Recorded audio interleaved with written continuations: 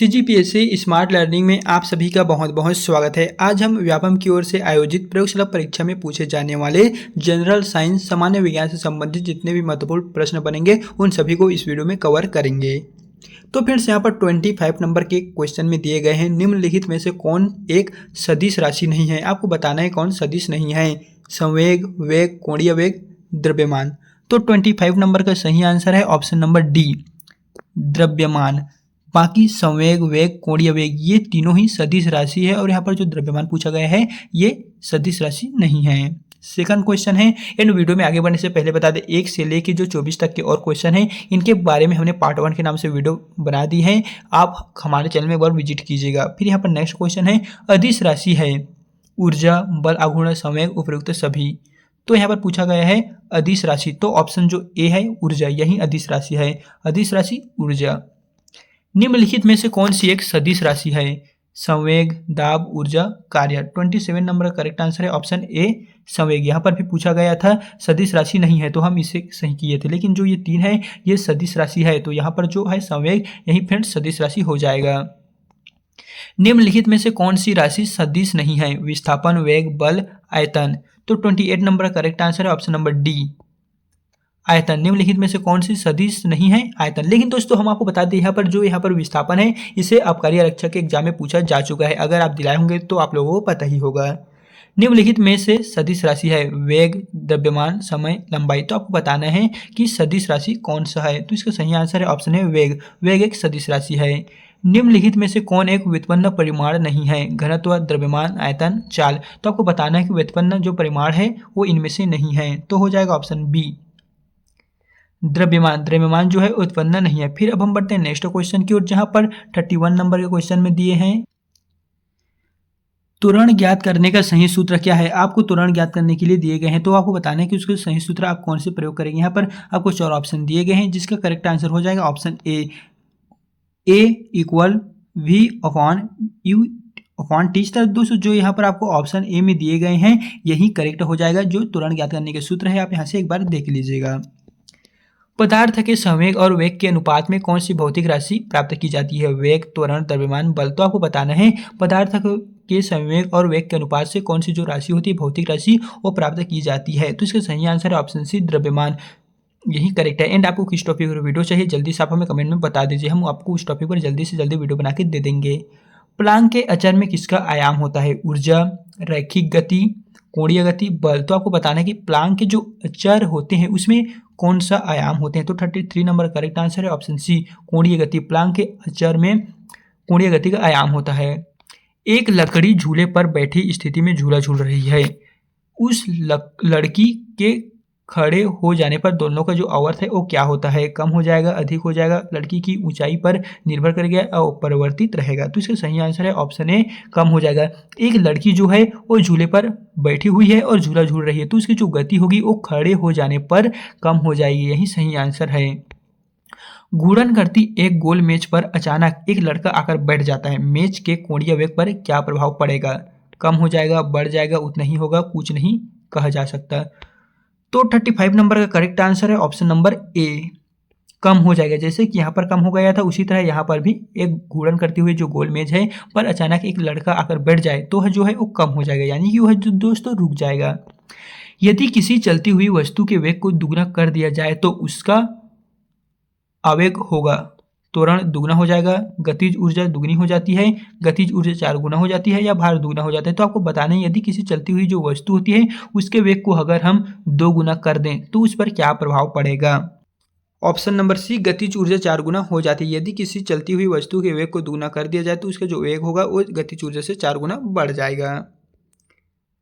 फिर यहाँ पर नेक्स्ट नंबर के क्वेश्चन में है, यदि किसी पिंड के द्रव्यमान तथा भार में अंतर होता है, क्योंकि द्रव्यमान परिवर्तन होता है जबकि भार स्थित होता है, द्रव्यमान स्थिर रहता है जबकि भार परिवर्तन होता है, दोनों सत्य है, दोनों गलत है। तो आपको बताना है कि यदि किसी पिंड के द्रव्यमान तथा भार में अंतर होता है तो उस पर क्या प्रभाव पड़ेगा। तो इसका सही आंसर है ऑप्शन नंबर बी, द्रव्यमान स्थिर रहता है जबकि भार परिवर्तन होता है। ये दोस्तों इसका सही आंसर है।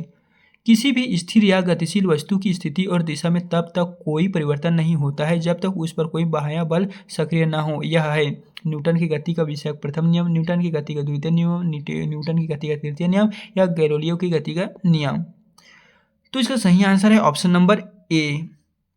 न्यूटन की गति का प्रथम नियम, यदि किसी भी स्थिर या गतिशील वस्तु की स्थिति और दिशा में कोई भी परिवर्तन नहीं होता है तो उस जो वस्तु पर बाह्य बल का प्रभाव होगा वो गति के प्रथम नियम के अनुसार ही होगा। किसी असंतुलित बल द्वारा किसी पिंड में उत्पन्न त्वरण बल के व्युत्क्रमानुपाती होता है, बल के अनुत्क्रमानुपाती होता है, बल के प्रभाव से स्वतंत्र होता है, शून्य होता है। तो किसी असंतुलित बल द्वारा किसी पिंड में उत्पन्न जो त्वरण होगा वो क्या होगा? तो इसका सही आंसर है ऑप्शन नंबर बी, बल के अनुक्रमानुपाती होता है। यही दोस्तों करेक्ट आंसर हो जाएगा। फिर यहाँ पर 40 नंबर का क्वेश्चन में दिए गए हैं, न्यूटन के गति के तीसरे नियम के अनुसार क्रिया तथा प्रतिक्रिया से समृद्ध जो होगा वो यहाँ पर पूछा गया है। ऑप्शन ए में दिए गए हैं हमेशा एक ही वस्तु पर लगे होने चाहिए, ऑप्शन बी है भिन्न भिन्न वस्तु पर लगे हो सकते हैं, ऑप्शन सी है हमेशा भिन्न भिन्न वस्तु पर ही लगे होने चाहिए, ऑप्शन डी है का परिमाण बराबर होना जरूरी है किंतु उनकी जो दिशा होगी वो समान होगी। तो 40 नंबर को दोस्तों चलिए हम सही आंसर बताते हैं। तो इसका सही आंसर है सी, हमेशा भिन्न भिन्न वस्तुओं पर ही लगे होने चाहिए। प्रत्येक क्रिया के बराबर व विपरीत दिशा में एक प्रतिक्रिया होती है, यह न्यूटन की गति का प्रथम नियम, द्वितीय नियम, तृतीय नियम या कोई भी नियम। तो आपको बताना है कि प्रत्येक क्रिया के बराबर व विपरीत दिशा में एक प्रतिक्रिया होती है, उसे आप न्यूटन के कौन से नियम कहेंगे? तो इसका सही आंसर है ऑप्शन नंबर सी, न्यूटन के हम उसे तृतीय नियम के नाम से जानेंगे। ऑप्शन जो सी दिए गए हैं यही करेक्ट है। जल में तैरना न्यूटन की गति के किस नियम के कारण संभव है? प्रथम नियम, द्वितीय नियम, तृतीय नियम या चतुर्थ नियम, यानी कि चतुर्थ नहीं दिए गए हैं, उपरोक्त सभी दिए गए हैं। जल में तैरना न्यूटन की कौन सी गति का पालन करता है? तो है तृतीय नियम, यहाँ पर भी दिए गए हैं। ये दोस्तों आप देख लीजिए दोनों क्वेश्चन का आंसर जो है वो सेम ही नजर हमें आ रहा है।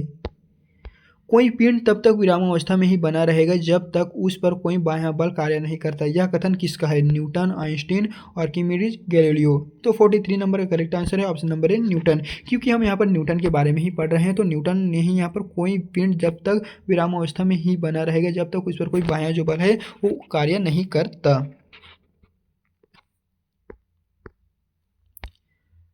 बल की परिभाषा आती है न्यूटन के पहले नियम से, गति के दूसरे नियम से, गति के तीसरे नियम से या गुरुत्वाकर्षण नियम से। तो आपको बताने की जो बल की परिभाषा आती है वो कौन से नियम को पालन करते हुए प्रोवाइड की जाती है?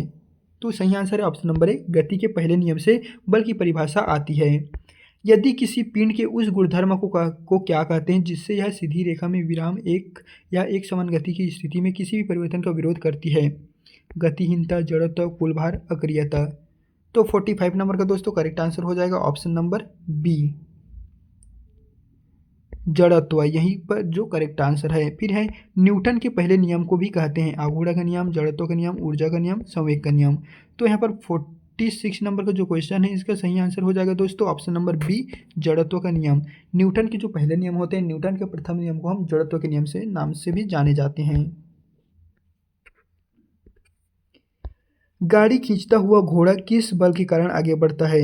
यानी कि एक गाड़ी जो है वो कहीं पर फंस गया है तो हम उसको आगे ढकेलने के लिए घोड़ा लाते हैं, तो घोड़ा उसे जब खींचता है तो कौन से बल के कारण वो आगे बढ़ता है? गाड़ी द्वारा घोड़े पर आरोपित बल, घोड़े द्वारा गाड़ी पर आरोपित बल, घोड़े द्वारा अपने पैरों से पृथ्वी पर आरोपित बल या पृथ्वी द्वारा घोड़े के पैरों पर आरोपित बल। तो 47 नंबर का यहाँ पर जो क्वेश्चन दिए गए हैं इसका सही आंसर है ऑप्शन नंबर डी, पृथ्वी द्वारा घोड़े के पैरों पर आरोपित बल से ही जो एक घोड़ा होते हैं वो गाड़ी को सफलतापूर्वक आगे ले जाने की ओर सक्सेस होते हैं। चलती हुई बस जब अचानक ब्रेक लगती है और रुक जाती है तो इसमें बैठे हुए जो यात्री होते हैं वो आगे की दिशा में बैठ जाते हैं। इसको किसके द्वारा समझाया जा सकता है? यानी कि फिर आप लोगों को पता ही है, आप ट्रेन, बस, ऑटो किसी भी यात्रा किए होंगे तो उसमें आप लोगों को पता ही है जब अचानक ब्रेक लगती है तो आप आगे की ओर चले जाते हैं। तो आपको बताना है कौन से सिद्धांत के द्वारा यह जाता है? सापेक्षता सिद्धांत, न्यूटन का पहला नियम, न्यूटन का दूसरा नियम या न्यूटन का तीसरा नियम। तो 48 नंबर का करेक्ट आंसर है ऑप्शन नंबर बी, न्यूटन का पहला नियम।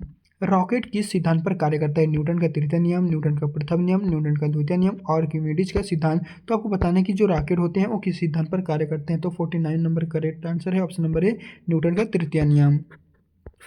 फिर यहाँ पर नेक्स्ट नंबर का क्वेश्चन है, अश्व यदि एकाएक चलना प्रारंभ कर दे तो अश्वरोही के गिरने की जो आशंका है क्या होगा? जड़त्व, आघूर्ण, द्रव्यमान का संरक्षण नियम, विश्राम और जड़त्व, गति का तीसरा नियम। तो 50 नंबर का करेक्ट आंसर हो जाएगा ऑप्शन सी, विश्राम जड़त्व। एंड फ्रेंड्स, इस वीडियो के माध्यम से हमने आपको टोटल 25 से लेके जो यहाँ पर 51 या फिर कहें तो 50 तक के जो महत्वपूर्ण क्वेश्चन थे उनके बारे में कंप्लीट बता दिए। एंड आगे का अगर आप भी 51 से लेके 75 तक के जो महत्वपूर्ण क्वेश्चन हैं उनके बारे में जानना चाहते हैं तो जल्दी से आप हमारे चैनल को सब्सक्राइब करके रख लीजिएगा।